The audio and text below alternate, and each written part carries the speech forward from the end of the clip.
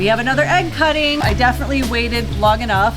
Second guy's here. Another one is starting to pip here. And that one actually has a slice too. So they're definitely ready. Just looking at this, this is mystery to mystery, which is a huge mystery to me because I'm not sure what genes at all are involved in these. I need to look back in our old egg data books to really look at it.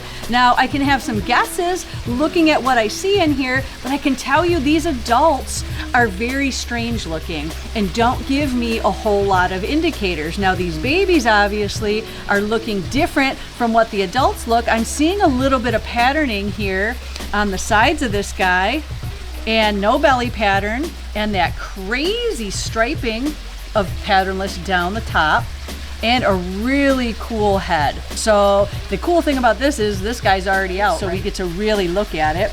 This guy's almost out. I'm gonna go ahead and open it up a little bit. We're not gonna take anything out, but we're just gonna see a little bit more body-wise. He's looking pretty dang similar to his sibling there. I'm not scared about doing a bigger hole on this one because of the fact that he already has been out quite a bit, so I know he's done. But you can tell by looking, he is very much looking like his sibling, maybe even a little less patterning, but those same colorations, those same tones, and his head looked very much the same when he had it out. So let's see what's in these other three here. Again, we have already got little slices, so I'm just gonna go ahead and go with what they've already started. I'm just gonna make this slice a little bit bigger, being very careful to just cut through the skin of the egg. I've done this a whole lot. I know what I'm doing. If you don't feel comfortable, definitely use scissors or something like that. Ooh, okay. This guy here is giving me the clues that I needed. From the looks at this guy here, this one actually is looking a lot like a lemon blast, which is a pastel and a pinstripe. Obviously they have something else in here too, but from the patterning and from the coloration, that's what I'm seeing. So that gives me a very big clue as to something that can be going on here. The coloration on these other two leads me to believe that it maybe has some black pastel, black pewter, because that's what I've seen with those kind of things too.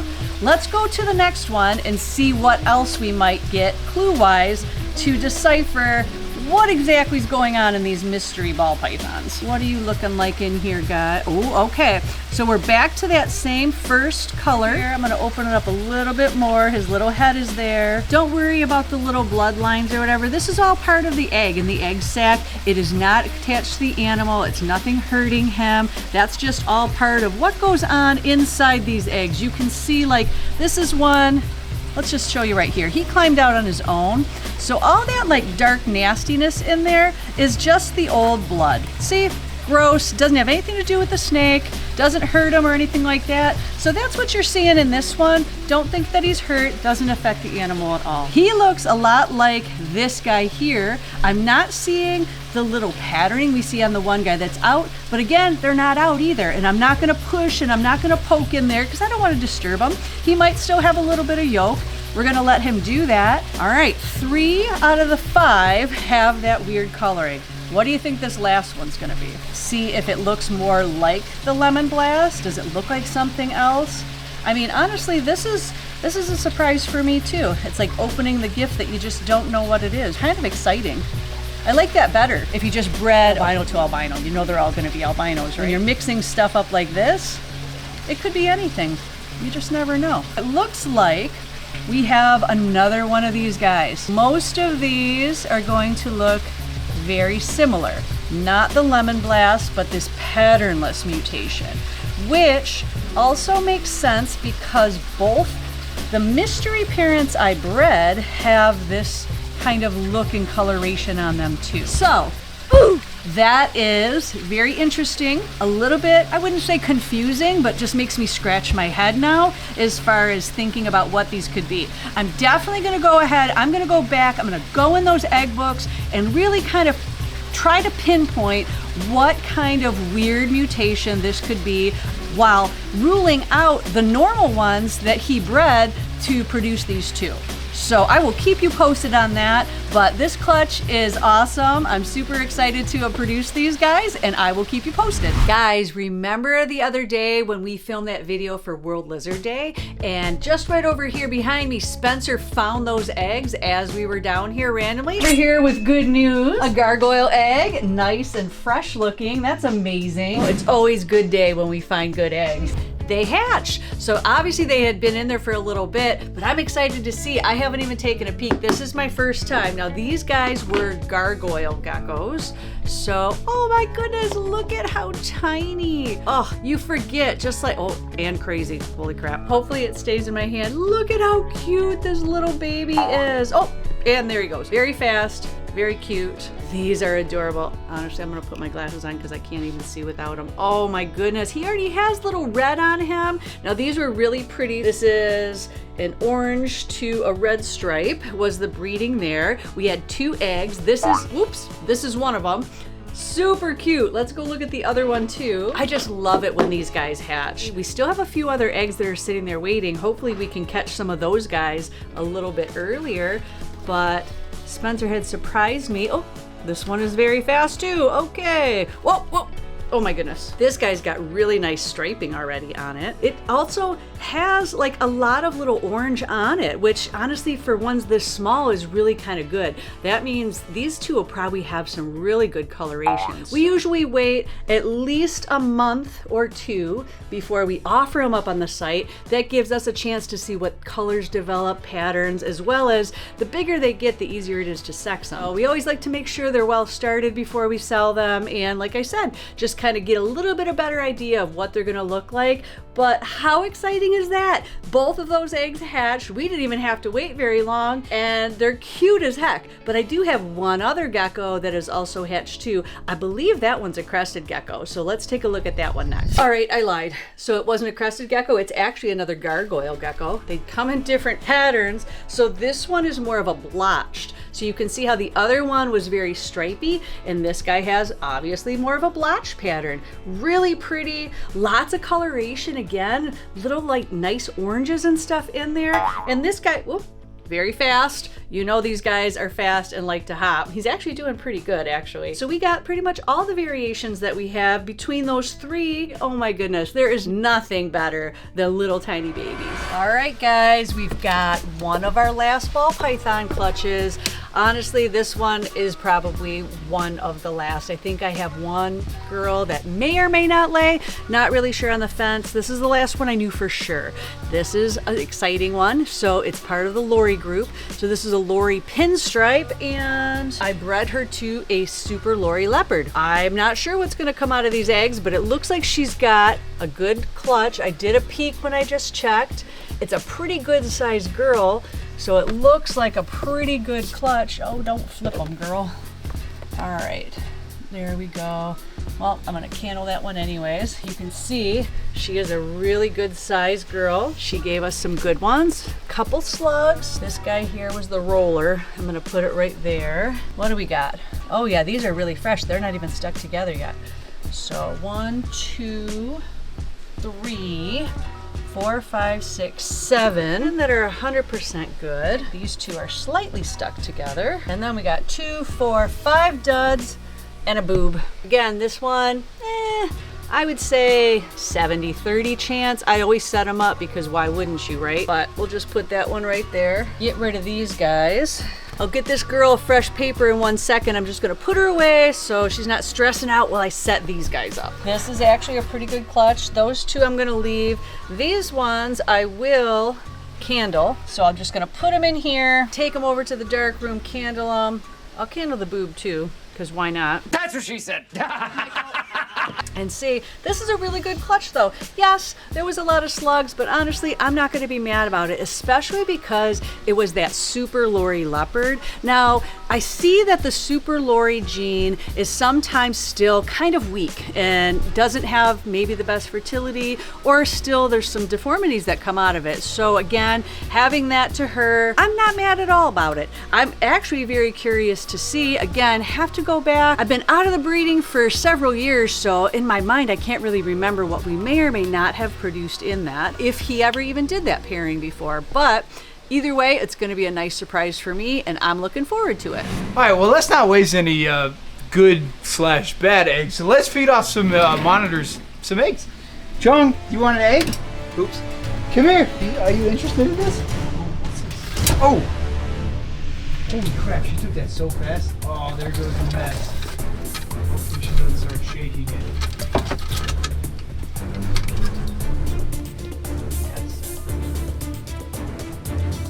That was pretty gross. Can't even lie. Seeing all that albumin fall down like that. But it's a great source of protein. It's a great source for calcium, especially for these bigger lizards and stuff. A lot of times they go raid nests out in the wild. So the fact that Chung just put down a small ball python egg, it's pretty impressive. Let's feed some more.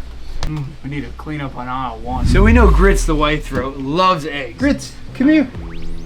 Do you want this? See, lately she's been getting a few quail eggs here and there, and maybe a chicken egg. So it's been a while since we fed off some snake eggs. So it's taking her a second, I think, realizing it's food. Let's see if a little pop gets her excited. Oh, it's like a gusher. Oh, there we go. Get it. Oh, it's the world's largest gusher. I think she liked it. Should we go try a few more? Let's do it.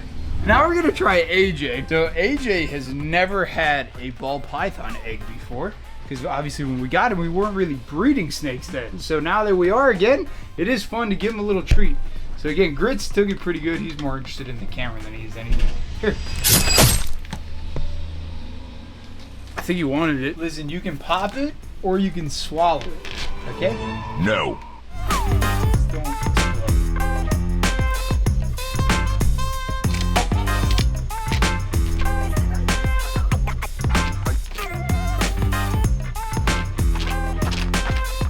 It's so cool to see monitors eat. How sick was that? And as you can see, he's adapting very well to this new enclosure. I feel like he's already calmed down a lot. He's still not like super trustworthy yet, but he's getting there. It's just gonna take some time, but he's crushing food. He's already grown, I feel like a foot, but I don't, they don't grow that fast, but it feels like it. Super cool to see him up here. He's been coming up to the glass a lot more, doing tours with people. He's right up at the front, so you can introduce him that way. Safety first, but he's getting better. Soon we'll be able to pick him up and hold him like a baby. You did so good. Oh, you did so good. Okay. The last 2 eggs, we're just gonna give him to Prince here. So again, Prince has not been with us super long, so I don't know if he's ever eaten snake eggs, but again, I'm not surprised if he puts them down really quick. But I'm also very curious to see if he does, because last time we gave him something new that we know that he's never had before, it took him a while to actually figure it out. So I'm just curious to see what he does, because they definitely smell like eggs. Not that eggs smell that much to us, but to animals, they can smell them. Oh, what's that? What's that? Are you gonna be weird too? Huh? No, that's the camera. You can't eat that. Hey. Hey. Look at this. What's that?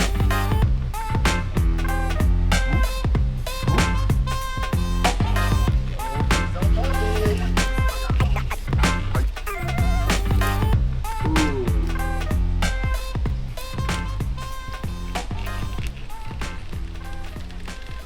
Wow. You like that, huh? Was that good? There, there's another one. We're gonna use it to clean up your other mess. Oh wow, he really likes them.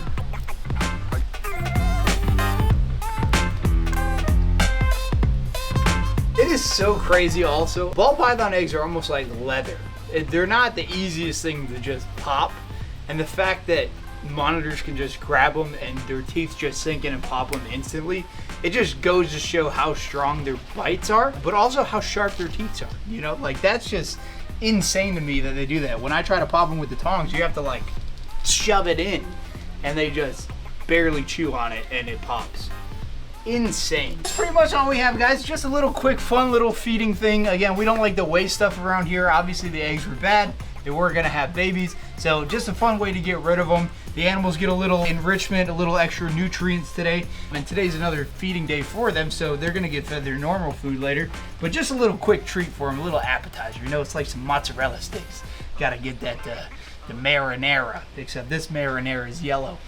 Update on our cute little charcoal red-eared slider. So he's doing great. So I finally took him out of the egg box. Hayden had recommended we keep him in there for a few days, so we went ahead and did that. He's so cute. I just love him so much. So we're gonna set him up. Now this is also gonna be a temporary setup. He's so tiny, I can't really go with a normal turtle setup because even though these guys do live in water, too much water is not good because he has to be able to get out. So we have to keep it very shallow. I'm gonna make a concoction here of what we're gonna do. I think I'm gonna put his little setup in this Rubbermaid right here with a very little bit amount of water, some things to get out. But then I'll also put it in this tank, which is obviously way too big for him, but that way I can put a lid and the lights that he needs on here. Let's go ahead and get started. I can't wait to get him set up in here. And this is awesome too. I love it because it's here in the office, so I'll get to see him all day, every day. He's gonna be my little buddy. So the first thing I want to do is put a little bit of water conditioner in the water. It's not a whole lot of water, so we don't need a whole lot, but it's good to give a little bit. This is a new fresh guy, so we want to make sure, you know, we're taking out any of the pollutants or whatever that was in our water.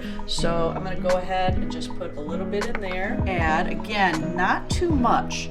You know, we don't want him to drown. Got a couple rocks, so we have to give him a basking spot and a way to get out of the water. And I don't know which one's gonna be best for him because he is so tiny. These are two that I found. I'm gonna put him on the side that's gonna have the heat too, so he'll also be able to bask. So let me see how this looks water-wise. It's not too much, or maybe it's not enough. Actually, I think I might be able to add a little bit more water. I think, oh, look at him go. I think that's good for now, but I'm gonna err on the side of caution when it comes to this little cutie because I definitely don't want anything bad to happen to him. He looks like he likes it. He's moving around in here, kind of checking it out. Next thing, obviously I have to use this because now I have to put this so I can put my heat lamp on there. So we're gonna go ahead. I've got a heat bulb and I've got a UV, so that way he can still get everything he needs. How crazy is this? This is way overkill, but also I got this little guy and I want to do the best for him. But it'll be really fun to watch him grow, right? Because honestly, I almost feel like he has grown since he got out of the shell. And it hasn't even been that long, but I was showing the crew earlier today and someone said that and I was thinking it too. So I should actually, you know what? I think I am gonna grab a tape measure and actually measure him. How fun would that be if we measure him and like every week kind of update and see how fast he grows?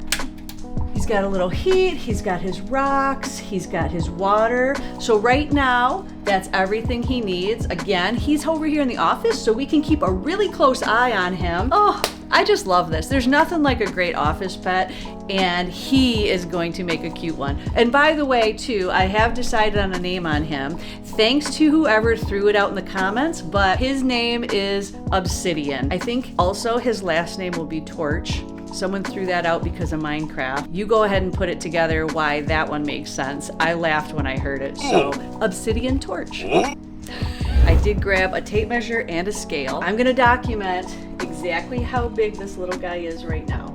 Let's see. 3 grams. All right, I'm gonna write the date. 3 grams. I can't even believe that you even weigh that, to be honest with you. Okay, so I'm gonna say, am I doing the shell? So from the shell is a little less than an inch. That's probably the easiest and the best thing to do, right? I'm gonna measure his shell, not his head and his tail. So I'm gonna say just under 1 inch, and I'm gonna check him weekly and see how good and how fast his progress is. Welcome to the office, little Obsidian.